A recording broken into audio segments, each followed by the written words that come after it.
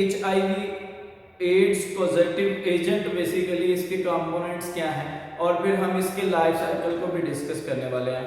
तो जैसे HIV के स्ट्रक्चर्स को अगर हम डिस्कस करें तो ये आउटर स्ट्रक्चर हमारे पास है। ये आउटर स्ट्रक्चर जो रेड कलर सर्कल में है और ये बेसिकली इसका इन्वेलप है इस वायरस का।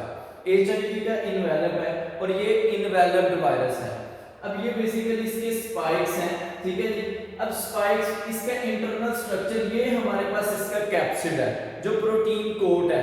अब ये कैप्सिड के अंदर इसका RNA मौजूद है। अब ग्रीन कलर का डॉट यहाँ पे है तो this is reverse transcriptase enzyme.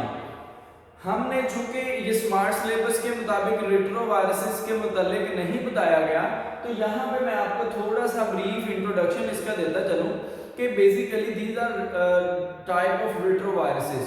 इनकी खासियत ये है कि इनके पास रिवर्स ट्रांसक्रिप्टेज एंजाइम होता है। रिवर्स ट्रांसक्रिप्टेज एंजाइम की वजह से ये अपने RNA से DNA बनाते हैं और उस DNA से मजीद RNA बनाते हैं। तो इस तरह फिर इस एंजाइम की वजह से ये अपने RNA से DNA बनाते हैं और DNA से RNA बनाते हैं। नॉर्मली हमने पढ़ा हुआ है कि formation of RNA from DNA is transcription.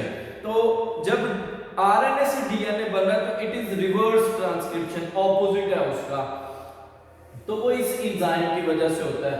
अब इसमें RNA जीनोम में चूंकि ये RNA वायरस है और दूसरा फिर इसके पास रिवर्स ट्रांसक्रिप्टेज एंजाइम है, प्रोटीन कोट है और फिर ये इन्वेलप के स्पाइक्स हैं और ये हमारे पास रेड कलर इन्वेलप है। तो this is the structure of HIV। अब हम लाइफ साइकिल ऑफ HIV को डिस्कस करते हैं। बेसिकली हमने पढ़ा है कि ये T लिम्फोसाइट्स को अफेक्ट करेंगे। अब T लिम्फोसाइट्स में जो बेसिक सेल्स की टाइप्स होगी वो T हेल्पर सेल्स होंगे और T हेल्पर सेल्स के ऊपर CD4 रिसेप्टर साइट होती है, उस पे आके इसमें अटैच होना। जब ये CD4 रिसेप्टर साइट पे आके अटैच होगा तो उसके बाद इसके जीनोम से ये एंजाइम और इसका RNA इस सेल के अंदर लिम्फोसाइट के अंदर चला जाएगा। जब ये वायरल RNA, अब वायरल RNA आगे ट्रांसफर होगा। यहाँ पे आप देखें कि ये हमारे पास वायरल RNA और वायरल DNA का हाइब्रिड है। यहाँ पे इसकी जो है वो ट्रांसक्रिप्शन स्टार्ट हो जाती है। ट्रांसक्रिप्शन के बाद ये फिर एक इसके पास रेड कलर का RNA है और ब्लू कलर का DNA है और these are the both components of HIV। अब ये प्रोसेस में है, रेप्लिकेशन के लिए अपने आप को प्रिपेयर कर रहा है। अब ये वायरल DNA एंटर होगा nucleus of the cell. Cell के न्यूक्लियस में जब DNA एंटर होगा, अब यहाँ पे देखिए कि हमारे पास ये क्रोमोसोमल DNA है जो बेसिकली इस सेल के अंदर लिम्फोसाइट्स के अंदर क्रोमोसोम्स हैं, वो उसका कंपोनेंट है और ये ब्लू कलर का वायरल DNA है। जब ये इनकॉर्पोरेट होगा into the host genetic material तब हम इसे बोलेंगे प्रोवायरस। प्रोवायरस मतलब अभी वायरस नहीं बना है लेकिन उसके लिए प्रोसेस है, उसका न्यूक्लियर मटेरियल मौजूद है, इसलिए इसे प्रोवायरस कहा जाता है। अब यहाँ पे ये चूंकि इसके साथ ऐड हो चुका है और हमें पता है कि वायरस के पास अपनी बायोसिंथेटिक मशीनरी नहीं है, वो अपने होस्ट की बायोसिंथेटिक मशीनरी यूज कर रहा है और DNA से RNA बना रहा है। यहाँ पे फिर अगेन वायरल RNA बन रहा है। अब वायरल RNA बेसिकली यहाँ पे बाहर निकलेगा और वायरल RNA से फिर कैप्सिड बनेगा। कैप्सिड के बाद फिर ये इसके स्ट्रक्चर पे आएंगे मेम्ब्रेन से और यहाँ से फिर इन्वेलप बनेगी और इन्वेलप से ये नए HIV रिलीज होंगे और नए सेल्स को अफेक्ट करेंगे। तो this is the life cycle of HIV। सबसे पहले इसने क्या करना है, एंट्रेंस करनी है सेल के अंदर, अपने जेनेटिक मटेरियल की एंट्रेंस होगी या पेनिट्रेशन होगी। उसके बाद फिर इसकी इंटीग्रेशन है, ठीक है, DNA रेप्लिकेशन है और इंटीग्रेशन है। जब DNA बन जाएगा और फिर इंटीग्रेशन क्या होगी कि बेसिकली ये एंटर होगा into the nucleus of the host cell. उसके बाद फिर इसकी इंटीग्रेशन के बाद यहाँ पे इसकी रेप्लिकेशन होनी है ट्रांसक्रिप्शन होनी है, डीएनए से आरएनए बनेगा और फिर आरएनए बाहर आएगा, यहाँ पे फिर इसकी असेंबली ऑफ वायरस होगी, असेंबली ऑफ एचआईवी होगी। तो वो असेंबली ऑफ एचआईवी में देखिए यहाँ पे कैप्सिड बने और एक कैप्सिड यहाँ आता है, उसका पहले इन्वेलप बनता है और फिर वो बाहर निकल जाता है और दूसरे सेल्स को असरअंदाज करता है। इस तरह this is the life cycle of HIV. इसमें 4 पॉइंट्स में हम इसको एक्सप्लेन करेंगे अलहदा से और इसको मेंशन करेंगे। ये तो था हमारे पास एड्स से रिलेटेड। अब हमारे पास नेक्स्ट टॉपिक है हेपेटाइटिस। अब हेपेटाइटिस का वर्ड ज़हन में रख लीजिए, हेपेटिक वर्ड है हेपेटाइटिस। हेपेटिक से लीवर को याद रखना है और आइटिस से इन्फ्लेमेशन को याद रखना है।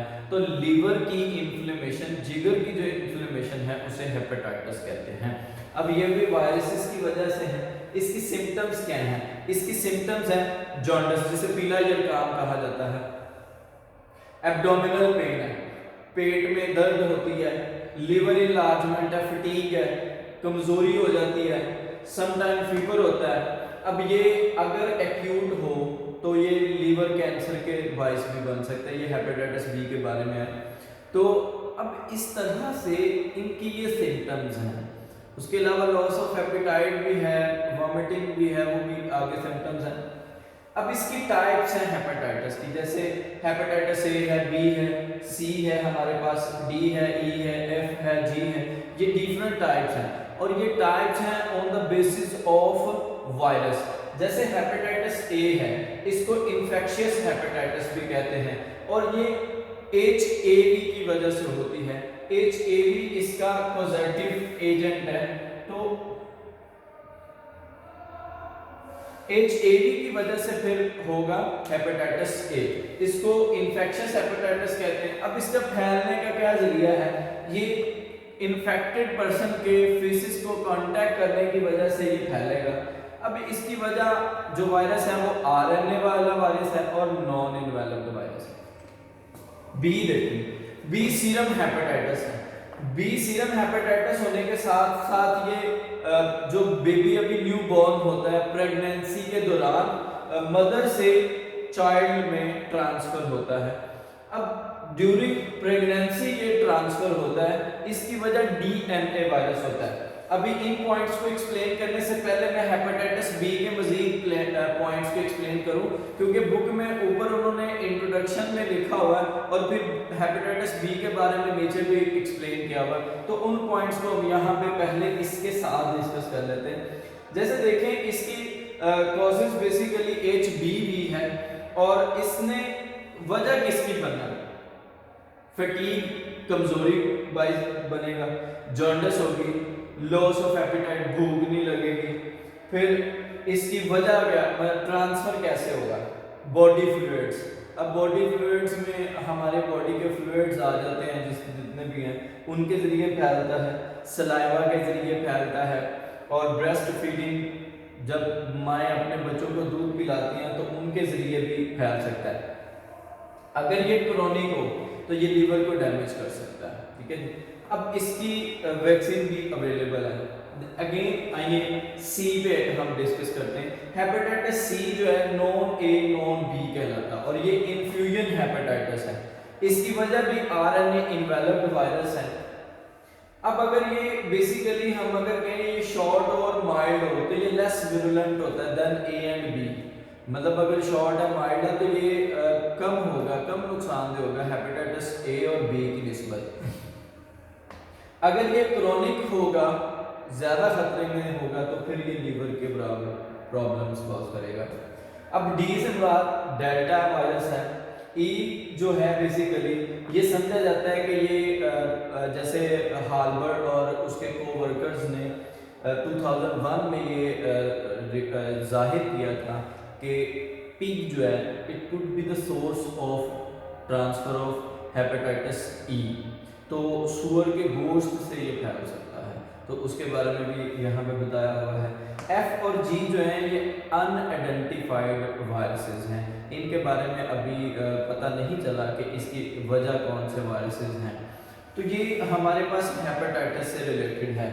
अब वैक्सीन के बारे में बात करें तो हेपेटाइटिस ए और बी के बारे में वैक्सीन अवेलेबल है, जबकि सी के बारे में अभी वैक्सीन अवेलेबल नहीं है। अब ए और बी के लिए जेनेटिकली इंजीनियर्ड वैक्सीनेशन अवेलेबल है और उसकी वैक्सीनेशन होती है। स्टूडेंट्स, किसी भी किस्म का सवाल है, कोई पॉइंट आपको समझना हो, आप हमें कमेंट करके किसी भी किस्म का इस टॉपिक से रिलेटेड सवाल करना चाहें तो आप कमेंट सेक्शन से सवाल कर सकते हैं। मज़ीद सुनने वाले जो हैं, सीनियर्स जो हैं, अपनी सजेशंस हम लोगों को दे सकते हैं कि हम इसको कैसे बेहतर बना सकते हैं। आप लोगों का सुनने के लिए, समझने के लिए शुक्रिया।